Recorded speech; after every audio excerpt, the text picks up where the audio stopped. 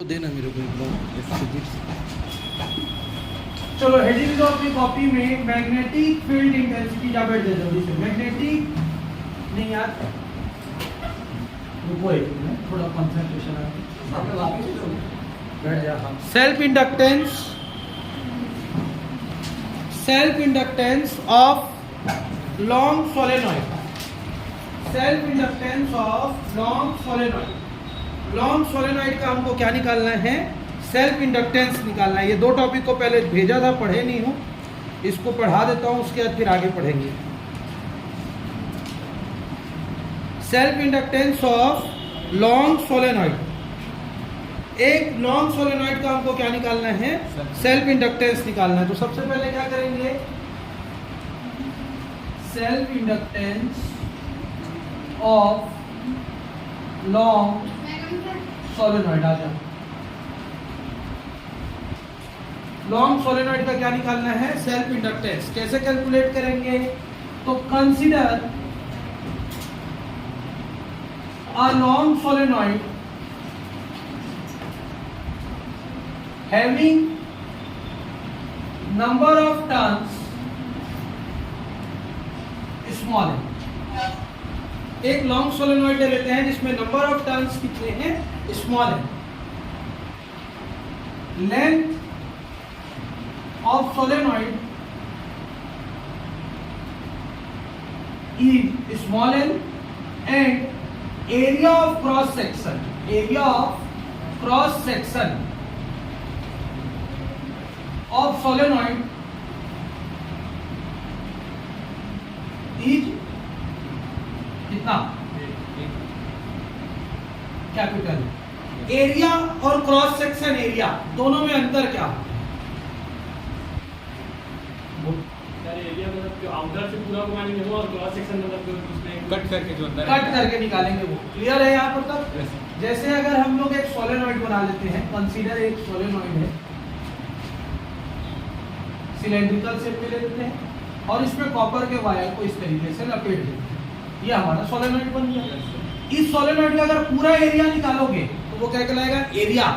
लेकिन उस सोलेनॉइड को, जैसे ये सोलेनॉइड है, इसके पार्ट को कट कर करके एरिया निकालेंगे तो वो क्या कहलाता है? Cross section area. पूरे का एरिया क्या निकलेगा? कट सरफेस एरिया निकल जाएगा। लेकिन अगर काट के निकालोगे तो सर्कल का एरिया निकलेगा। किसका एरिया निकलेगा? सर्कल निकलता जाएगा। क्लियर है यहाँ पर तक? समझ में आया कि नहीं आया? अब इसमें क्या फ्लो करेंगे हम लोग? I current. जैसे ही आई करंट फ्लो करेंगे, मतलब यह थ्योरी लिखते जाओ, when I current is flown then a magnetic flux linked on that solenoid. Solenoid पे क्या बन जाएगा? एक मैग्नेटिक फ्लक्स। वो मैग्नेटिक फ्लक्स कितना बनेगा मान के चलते हैं? फाई। कितना बनेगा? फाई। ठीक है। फाई की वैल्यू क्या होती है? We know that. फाई की वैल्यू क्या होती है? फाई इज इक्वल टू पढ़ क्या है? एन बी ए। एन बी, जहां एन क्या बताता है? Total number of turns. Total number of turns. ठीक। बी क्या बताता है? इंटेंसिटी ऑफ मैग्नेटिक फील्ड या magnetic field intensity. Intensity of magnetic field. और ए क्या चीज को बताता है? अभी पढ़ क्या है? Area of cross section. Cross section का किस चीज को बताएगा? एरिया। यहां तक क्लियर है कि नहीं? एन क्या है? Number of turns. ठीक। लेकिन अगर हम एल लंबाई पर लेंगे, कितने लंबाई पर लेंगे? एल लंबाई पर। तो एल लंबाई पर एन की वैल्यू हो जाती है एनएल। क्या हो जाती है? एनएल। ये समझ में आया कि नहीं आया? नहीं आया। एन क्या है? कितनी बार लपटे हैं? एन बार। लंबाई कितनी है? एल। तो टोटल कितनी बार लपटे हैं? एन बार तो लपटे हैं, लेकिन कितनी लंबाई तक लपटे हैं? वैसी एन लंबाई तक लपटे हैं। तो टोटल लपटना कितना हुआ? N L. एन क्या है? लपटे। कितनी लंबाई तक लपटे हैं? एन। तो एल लंबाई तक अगर n करके लपटेंगे तो दोनों को मल्टीप्लाई करेंगे तो टोटल आ जाएगा। Yes, sir. तो नंबर ऑफ टर्न्स कितना हो गया NL। यहाँ तक क्लियर है कि नहीं? Yes, sir.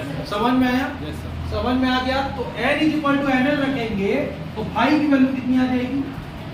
NL VA। Clear है यहाँ पर तक? But magnetic field intensity of solenoid कितना होता है? ऑफ सोलेनॉइड कौन से लॉ से? बाई एम्पियर सर्किटल लॉ पढ़े हुए हैं। क्या पढ़े थे? B is equal to mu 0 Ni। क्या पढ़े थे? B is equal to mu 0 n की इस B की वैल्यू को यहाँ पुट कर दो तो फाई की वैल्यू कैसे दिखेगी? NL mu 0 Ni A। Clear है? इक्वेशन नंबर देते जाओ 1 2 3 4 ये कितना हो गया? 5। अच्छे से लिख लेते हैं इसको, फिर 5 बनाएंगे। फाई इक्वल टू कितना आएगा? म्यू 0 पहले लिख लो, n 2 बार है तो क्या लग जाएगा? Square L I A। Equation number कितना हो जाएगा? 5। क्या निकालना है हमको? Self inductance. क्या निकालना है? सेल्फ इंडक्टेंस का फॉर्मूला क्या होता है? L is equal to phi upon I। L is equal to क्या होता है? फाई अपॉन फाई की वैल्यू इतनी है तो L इज इक्वल टू कितना हो जाएगा? Mu 0 n square L I A upon कितना आ जाएगा? I और I तो L की वैल्यू कितनी आ जाएगी? Mu 0 n square L A और यूनिट क्या लिखते हैं इसका? हेनरी। क्या लिखते हैं इसका यूनिट? हेनरी। हो गया 5 मिनट। क्लियर है यहाँ पर? तो सबसे पहले हम लोगों ने क्या लिया? एक सोलेनॉइड लिया। उस सोलेनॉइड में नंबर ऑफ टर्न्स कितना लपेट दिया? n। कितना लेंथ है उसका? l। Area of cross section कितना लिया? a। उसमें हम क्या फ्लो किए? I करंट फ्लो किए तो उसमें क्या बन गया? Magnetic flux. मैग्नेटिक फ्लक्स को किससे डिनोट किया जाता है? फाई से। फाई की वैल्यू कितनी होती है? NBA। अब n क्या बताता है? Total number of turns. Number of turns नहीं ना, total number of turns. B क्या बताता है? Intensity of magnetic field. A क्या बताता है? Area of cross section. n की वैल्यू क्या होगी? NL होगी। क्यों NL होगी? n नंबर ऑफ टर्न्स है सोलेनॉइड का, लेकिन L लंबाई पर निकालेंगे तो क्या लेंगे? उसको कैपिटल N लेंगे। सो फाई की वैल्यू NL BA हो गया। अब magnetic field intensity of solenoid कितना जानते हैं? Mu 0 Ni ampere circuital law से। तो B की वैल्यू कितनी हो गई? म्यू 0 Ni हो गई। B का वैल्यू यहाँ पुट कर दी तो कैसे दिखेगा? Phi equal to NL mu 0 Ni A हो गया। NN 2 बार था तो क्या हो गया? N स्क्वायर हो गया। सेल्फ इंडक्टेंस क्या जानते हैं? N is equal to phi upon I। Phi की वैल्यू यहाँ पुट कर दिए, mu 0 N square L I A upon I और I क्या हो गया? कैंसिल। ये हो गया आंसर। लेकिन ये अभी आंसर नहीं हुआ, ये फर्स्ट पड़ाव है आंसर। सेकंड पड़ाव क्या करेंगे? हमको तो टोटल नंबर ऑफ n पे निकालना है तो यहाँ से हम स्मॉल n की वैल्यू निकाल देते हैं। कितनी है? n is equal to NL है तो n इज इक्वल टू कितना हो जाएगा? n अपॉन होगा। इस n की जगह में उसको पुट कर दो, कैसे दिखेगा? n is equal to mu 0 n by l का whole square LA। l is equal to कैसे दिखेगा? Mu 0 n square L A upon L square. एक L एक L। l is equal to क्या हो गया? Mu 0 n square A upon L और इसका यूनिट क्या आ गया तुम्हारा? ये दूसरा पड़ाव हो गया। क्लियर है? तीसरा पड़ाव एरिया क्या होगा? सर्कल सर्कल है, एरिया इज इक्वल टू कितना होता है? Pi r square. So L is equal to कितना आ जाएगा? Mu 0 n square pi r square upon L। ये तीसरा पड़ाव। ठीक, तीनों निकालना क्यों जरूरी है? न्यूमेरिकल बनाना, कई जगह पे न्यूमेरिकल सॉल्व करना। पेपर में अगर आएगा यहाँ तक का बनाते हैं, इसको छोड़ सकते, लेकिन ये तुम्हारा फाइनल आंसर। क्लियर? देखो और नोट करो, नहीं समझ में आएगा तो पूछ लो। Self inductance of circular coil carrying current. एक ऐसा कॉइल जिसमें क्या प्रेजेंट होगा? करंट प्रेजेंट होगा। और कैसा कॉइल लेंगे? सर्कुलर कॉइल लेंगे। सर्कुलर कॉइल बनाते हैं ये इस तरीके से। इसका सेंस क्या है? एक जो सरफेस है वो कहाँ पे प्रेजेंट है? इस पे। और बाकी सब ऐसा घुमा होगा, उसको अलग अलग करने का सेंस वही है। चाहता तो मैं ऐसा सर्कल बहुत सारा ऐसा ड्रॉ कर दूंगा, लेकिन क्लासिफाई नहीं कर पाते कौन सा सरफेस पे कौन सा बाहर पे, तो हल्का सा हम लोग उसको ट्रेजेक्ट्री बना देते हैं। ट्रेजेक्ट्री मतलब उठा हुआ, एक यहाँ पे सरफेस पे प्रेजेंट है और उसका बाहर वाला पार्ट कहाँ पे प्रेजेंट है, सरफेस के बाहर पे प्रेजेंट है। अब हमको पता है कि कॉइल ले रहे हैं, तो कॉइल में नंबर ऑफ टर्न्स होंगे, क्या होंगे, नंबर ऑफ टर्न्स होंगे। तो सबसे पहले इसका सेंटर से इसका रेडियस कितना ले लेते हैं, r, और सेंटर से रेडियस r लेके अगर इसमें I करंट फ्लो करते हैं, consider a circular coil having number of turns capital N and radius small. Radius क्या ले लेते हैं उसका, small. When I current is flown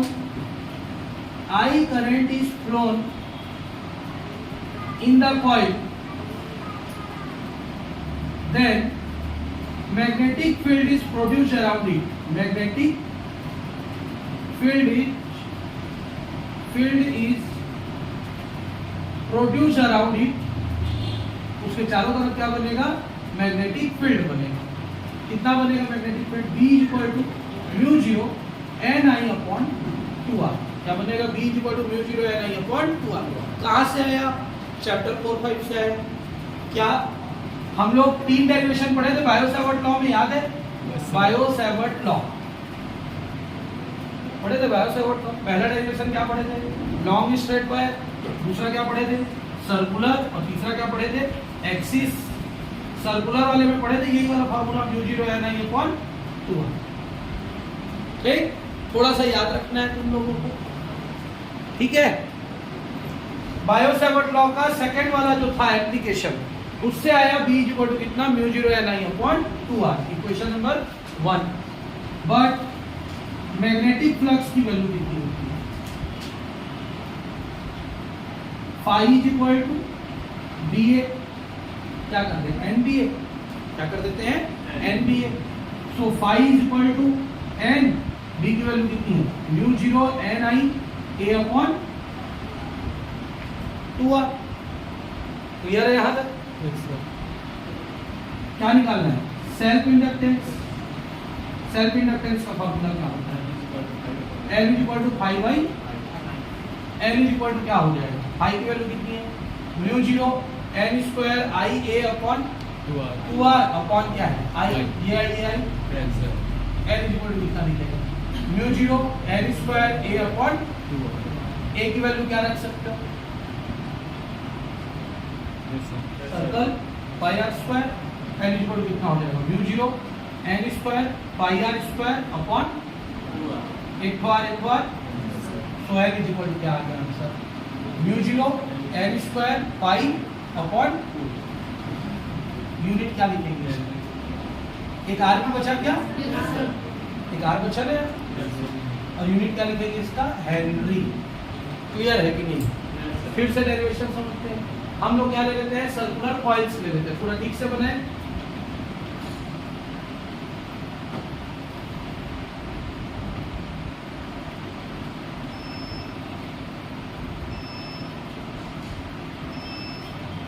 ये ऐसा सर्कुलर कॉइल्स ले लेते हैं, जिसका रेडियस कितना है, मान के चलते हैं R, और इसमें क्या फ्लो कर रहे हैं, I करंट। तो इसके चारों तरफ क्या बनेगा, मैग्नेटिक फील्ड। मैग्नेटिक फील्ड कितना बनेगा, म्यू 0 NI अपॉन 2R। यहाँ लिख सकते हो, तुम लोग लिखना चाहो आपकी जानकारी के लिए, फ्रॉम बायो-सैवर्ट लॉ। क्लियर है यहाँ पर तक। अब बायो-सैवर्ट लॉ से इतना आ गया, लेकिन मैग्नेटिक फ्लक्स की वैल्यू कितनी जानते हैं, NBA। N अपनी जगह में, B का वैल्यू यहाँ पुट किए, A हो गया। ठीक, एक लाइन और यहाँ पे बना सकते हो, फाई इक्वल कितना आ जाएगा, mu 0 N square I A upon 2R। Equation number 1, equation number 2। अब L की वैल्यू कितनी जानते हैं, फाई बाई I, फाई की वैल्यू पुट कर दी, I क्या हो गया, कैंसिल। इक्वेशन नंबर 3। बट एरिया इक्वल कितना जानते हैं, pi are square. Pi are square को पुट करेंगे, एक बार कैंसिल, तो हमारा आंसर हो गया ये। ठीक, चलो नोट करो, पॉज नोट करो इसको। म्यूचुअल इंडक्शन बेसिक हम लोग पढ़ चुके थे एक बार। सेल्फ इंडक्शन क्या होता है, अगर एक कॉइल ले और इसी कॉइल में करंट अप्लाई करें और इसी कॉइल में मैग्नेटिक फ्लक्स बन जाए तो ये क्या कहलाता है, सेल्फ इंडक्शन। लेकिन अगर दो पैरेलल कॉइल्स ले लिया जाए, क्या ले लिया जाए, दो पैरेलल कॉइल्स ले लिया जाए और दोनों पैरेलल कॉइल में एक कॉइल में अगर हम करंट अप्लाई करें और मैग्नेटिक फ्लक्स किसमें प्रोड्यूस हो जाए, अगर सेकेंडरी कॉइल में, किसमें प्रोड्यूस हो जाए, सेकेंडरी कॉइल में, तो इस प्रोसेस को क्या बुलाया जाता है, म्यूचुअल इंडक्शन। क्लियर है? दो कॉइल लिए, करंट अप्लाई किए, इसी में प्रोड्यूस हुआ तो क्या कहलाएगा, सेल्फ इंडक्शन। ठीक है, दो कॉइल लिए हैं, करंट फ्लो किए, लेकिन प्रोड्यूस अगर पहले में ही हो गया तो सेल्फ है, लेकिन पहले में प्रोड्यूस ना होके किसमें प्रोड्यूस हो जाएगा अगर, तो वो क्या कहलाएगा, म्यूचुअल इंडक्शन। कई बार होता है दो कॉइल को हम लोग अगल बगल रख देते हैं, पहले में करंट को फ्लो करते हैं, यहाँ जनरेट नहीं हो पाता, जिसमें फ्लो किए हैं उसी में जनरेट हो जाता है, और ये देखता रहता है कि मैं जनरेट करूंगा लेकिन कर नहीं पाता, तो उसको सेल्फ इंडक्शन ही बोलेंगे। कॉन्सेप्चुअल क्वेश्चन है इस चैप्टर में। When you have given two coils and current is flown through it, one coil in which current is flown creates magnetic flux and another coil is just as usual, जैसा था वैसी है, तो वहां पे कौन सा प्रोसेस कहलाएगा, तो सेल्फ कहलाएगा। फिर इसका यूज ही नहीं हुआ मान के चलिए। एक्चुअली में होता क्या है, इसमें हम लोग बैटरी या सोर्स ऑफ इलेक्ट्रिक करंट जोड़ देते हैं और एक क्या लगा देते हैं, की, क्या लगा देते हैं, इस पे की लगा देते हैं। की को जैसे ऑन करते हैं करंट फ्लो होना शुरू हो जाता है। करंट फ्लो होना जब शुरू होता है तो करंट जब फ्लो होगा तो होगा क्या, मैग्नेटिक फील्ड बनना शुरू करेगा कॉइल में। मैग्नेटिक फील्ड बनेगा तो मैग्नेटिक फ्लक्स इसमें क्या हो जाएगा, लिंक्ड हो जाएगा। अब मैग्नेटिक फ्लक्स लिंक्ड हुआ, हमको कैसे पता चलेगा मैग्नेटिक फ्लक्स लिंक्ड हुआ, यहाँ गैल्वेनोमीटर लगा दो, क्या लगा दो यहाँ, और गैल्वेनोमीटर जैसे ही लगाएंगे तो करंट फ्लो होगा, चाहे इधर से फ्लो या इधर से फ्लो, गैल्वेनोमीटर रिफ्लेक्शन शो करेगा। गैल्वेनोमीटर रिफ्लेक्शन शो किया, इट मींस इसमें हमने करंट अप्लाई किया और जैसे ही स्विच को यहाँ से ऑफ किया तो फिर इसमें करंट फ्लो होना शुरू हो जाएगा। ऐसा नहीं कि इसमें भी फ्लो हो रहा है और इसमें भी फ्लो हो रहा है, कॉन्सेप्ट से विपरीत नहीं जा सकते। कॉन्सेप्ट क्या बोलता है, जब इसका स्विच को बंद करेंगे तब ना इंड्यूस्ड करंट फ्लो होगा। ठीक है, तो लिखेंगे थ्योरी, when current is, लिखते जाओ मेरे साथ, flown through primary coil,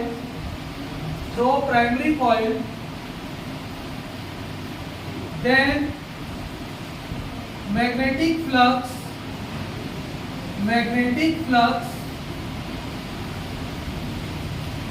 linked on the secondary coil,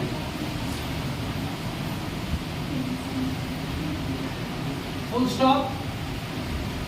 If the key is closed of the primary coil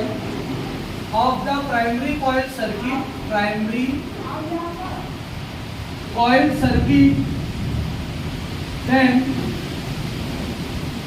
induced current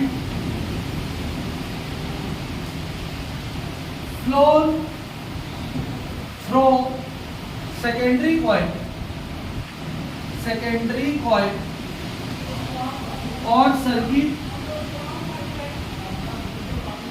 This process is called mutual induction. कितना तारीख है आज, 10 है ना, 10 तारीख को मानसून आना था छत्तीसगढ़ में, लेकिन शक्ति में नहीं आना था। और छत्तीसगढ़ में कब आ गया था मानसून, 8 तारीख को सुकमा में टच कर दिया था ना, तो 2 दिन में पहुंच गया सब। क्लियर है यहाँ पर तक? जब हम लोग प्राइमरी कॉइल में करंट को फ्लो करते हैं तो सेकेंडरी कॉइल में मैग्नेटिक फ्लक्स लिंक्ड होता जाता है, और जैसे ही प्राइमरी कॉइल के की को बंद कर दिया जाता है तो सेकेंडरी कॉइल में इंड्यूस्ड करंट फ्लो हो जाता है। तो ये फेनोमेना क्या कहलाता है, ये प्रोसेस क्या कहलाता है, क्या कहलाता है, म्यूचुअल इंडक्शन। लाना पड़ेगा। उस साइड वाला भी खत्म हो गया, लाना पड़ेगा। चाचा ही तो लाया है। क्लियर यहाँ पर तक म्यूचुअल इंडक्शन समझ में आया? ठीक, अब आ जाते हैं एक बार और, हम लोग दो कॉइल लेंगे। प्राइमरी कॉइल में हम क्या फ्लो करेंगे? करंट फ्लो करेंगे। तो प्राइमरी कॉइल क्या करेगा? चारों तरफ मैग्नेटिक फील्ड बनाएगा। लेकिन मैग्नेटिक फ्लक्स किस में लिंक्ड होगा? सेकेंडरी कॉइल में। सेकेंडरी कॉइल में जब मैग्नेटिक फ्लक्स लिंक्ड हो जाएगा और जैसे ही हम लोग क्या करेंगे, यहाँ पर के की को ऑफ कर देंगे, तो सेकेंडरी कॉइल में अगर करंट फ्लो होना शुरू हो जाएगा तो ये प्रोसेस क्या कहलाता है? तो यहाँ पे जो करंट फ्लो होगा वो कौन सा करंट रहेगा? Induced current. तो इस प्रोसेस को बोलेंगे म्यूचुअल इंडक्शन। अब हम लोग निकालेंगे म्यूचुअल इंडक्टेंस क्या होता है। म्यूचुअल इंडक्टेंस या इसी को बोलते हैं कोफिशिएंट ऑफ म्यूचुअल इंडक्शन। इसको कैलकुलेट करने के लिए समझना अच्छे से, उसके बाद नोट करना। We know that what we know that magnetic flux is directly proportional to applied current। Magnetic flux किस पर डिपेंड करता है? करंट पे। किस पर डिपेंड करता है? करंट पे। मतलब फाई डायरेक्टली प्रोपोर्शनल टू आई। फिर से फाई किस पर डिपेंड करेगा? आई पर डिपेंड करेगा। फाई इज इक्वल टू क्या हो जाएगा? एम आई। क्या हो जाएगा? फाई इज इक्वल टू, जहां एम किस चीज को बताएगा? Mutual inductance. किस चीज को बताएगा? Mutual inductance. हाँ 3 4 5 8 6 ये लोग उससे बड़े हैं। एम इज इक्वल टू कितना आ जाएगा? Phi upon I. M is equal to कितना आ जाएगा? फाई अपॉन, और यूनिट क्या लिखते हैं इसका? हेनरी। क्लियर यहाँ पर तक? ये हो गया तुम्हारा किसका फॉर्मूला? Mutual inductance. अब इसका डेफिनेशन निकालते हैं। कैसे निकालते हैं? If I is equal to 1 ampere current, I में कितना करंट देंगे? 1 एम्पियर। सो एम की वैल्यू किसके इक्वल हो जाएगी? आई के। तो क्या लिखेंगे? Mutual inductance of coil is always equal to that amount of magnetic flux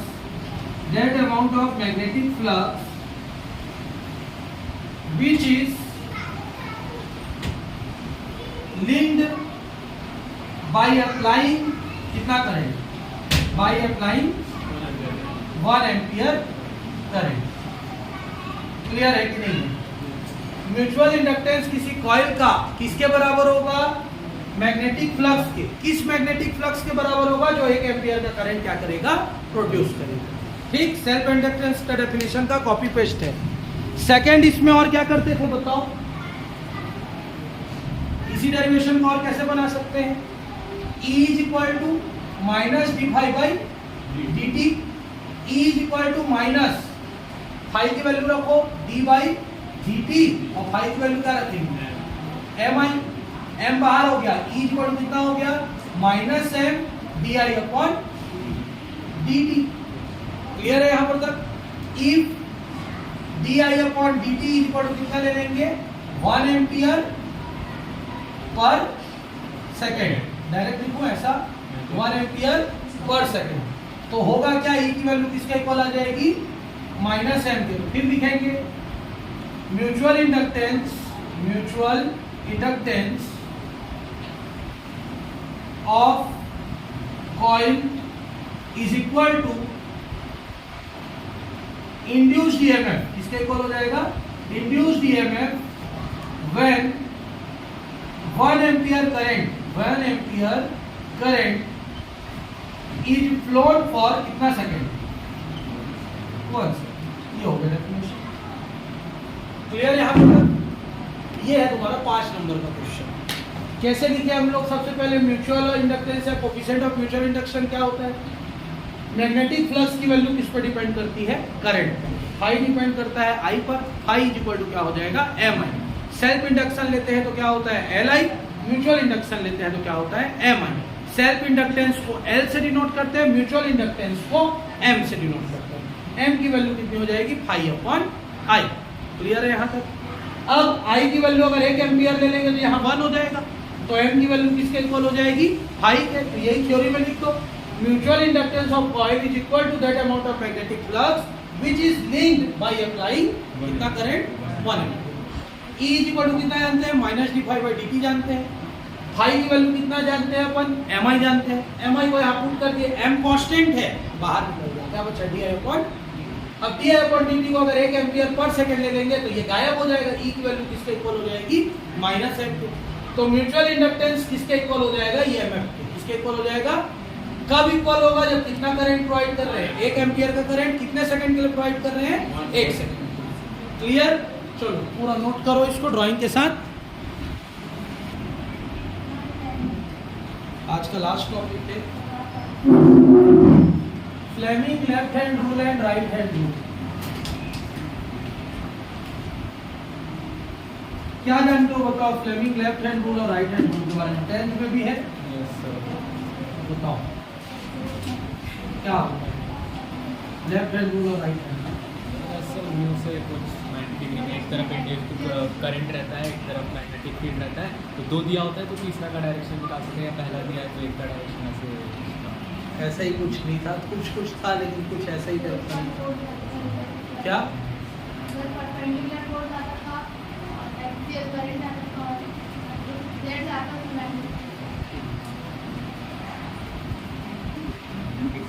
ये तो था, ये है भी आगे।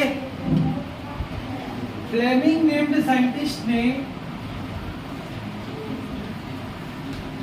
ठीक है, 2 रूल दिया, लेफ्ट हैंड रूल और राइट हैंड रूल। क्यों दिया, एक दिया डायरेक्शन ऑफ मोशन को फाइंड करने के लिए, इसको फाइंड करने के लिए डायरेक्शन ऑफ मोशन। अगर किसी ऑब्जेक्ट में करंट पास किया जाए, अगर किसी ऑब्जेक्ट में करंट पास किया जाए तो वो मोशन करना स्टार्ट कर देता है।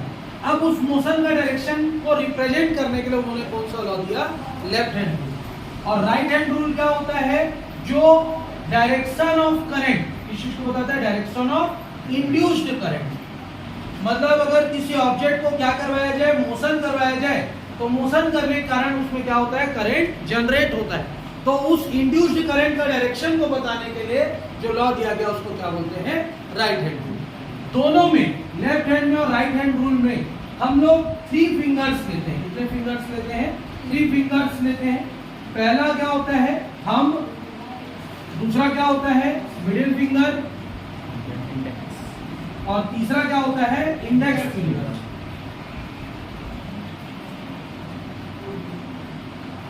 तीनों में हमारा जो क्या है, इंडेक्स फिंगर है, वो किस चीज को बताता है। अगर हम लोग दोनों डायग्राम में देखें तो जो हमारा इंडेक्स फिंगर है वो बताता है डायरेक्शन ऑफ मैग्नेटिक फील्ड। किस चीज को बताता है, डायरेक्शन ऑफ मैग्नेटिक फील्ड। इसको कॉमन याद रखना, मतलब दोनों right hand left hand rule में ये डायरेक्शन ऑफ मैग्नेटिक फील्ड को ही बताएगा। थंब बताता है डायरेक्शन ऑफ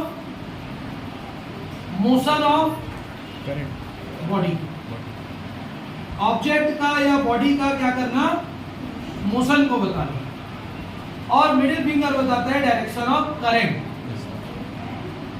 या डायरेक्शन ऑफ इंड्यूस्ड करंट। दोनों लिखना पड़ेगा इसको, क्योंकि जब ओरिजिनल हम लोग फ्लो करेंगे तब वो करंट है, और जब हमको वो मिलेगा तो वो इंड्यूस्ड करंट है। क्लियर है।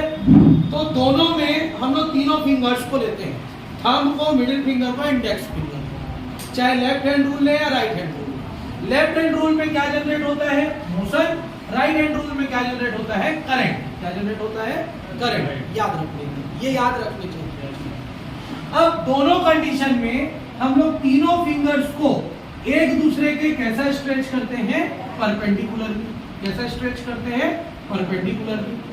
ठीक, दोनों कंडीशन में हम लोग फिंगर्स को कैसा स्ट्रेच करते हैं, परपेंडिकुलरली। पहले लेफ्ट हैंड रूल देखते हैं। ये हमारे तीनों फिंगर्स है, ये एक दूसरे के परपेंडिकुलर है, ये इस तरीके से परपेंडिकुलर।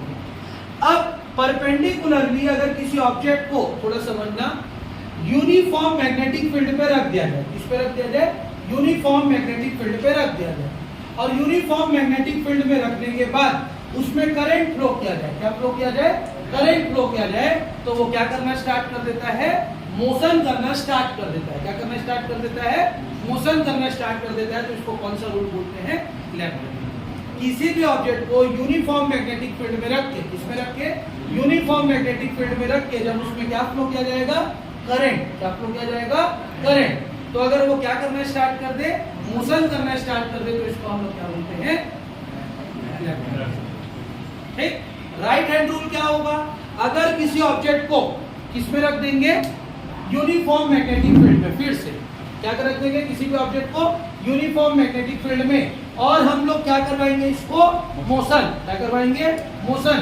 तो क्या जनरेट हो जाएगा इसमें? करंट। कहां जनरेट हो जाएगा? करंट। तो ये करंट जनरेट ऊपर की तरफ होता है, और करंट जब हम देते हैं तो कैसा देते हैं? नीचे की तरफ देते हैं। दोनों में डिफरेंस है। ये मोशन होता है इस डायरेक्शन से, ये मोशन होता है उल्टा, ये वाले डायरेक्शन से, और दोनों ये क्या चीज को बताएगा? Magnetic field, magnetic field. तो किसी भी ऑब्जेक्ट को यूनिफॉर्म मैग्नेटिक फील्ड में रखा जाए, करंट फ्लो किया जाए, तो वो क्या करना स्टार्ट कर देता है? मोशन। तो ये कौन सा रूल है? Left hand. अगर किसी ऑब्जेक्ट को मैग्नेटिक फील्ड में रख के मोशन करवा दिया जाए तो क्या जनरेट हो जाता है? अगर करंट। तो ये तुम्हारा क्या कहलाता है? Right hand. क्यों जनरेट होता है? इंडक्शन की वजह से। मैग्नेटिक फील्ड में रख के किसी ऑब्जेक्ट को बार बार पास लेके जाओगे, दूर लेके जाओगे, पास लेके जाओगे, दूर लेके जाओगे, तो क्या जनरेट कर देगा वो? इंडक्शन की वजह से करंट जनरेट हो जाएगा। ठीक। अगर किसी ऑब्जेक्ट को यूनिफॉर्म मैग्नेटिक फील्ड में रख के लगातार करंट प्रोवाइड करोगे तो क्या करने की कोशिश करेगा? रिपेल होकर दूर भागने की कोशिश करेगा। तो क्या करेगा? मोशन करना स्टार्ट कर देगा। ठीक। क्लियर? नोट करो दोनों।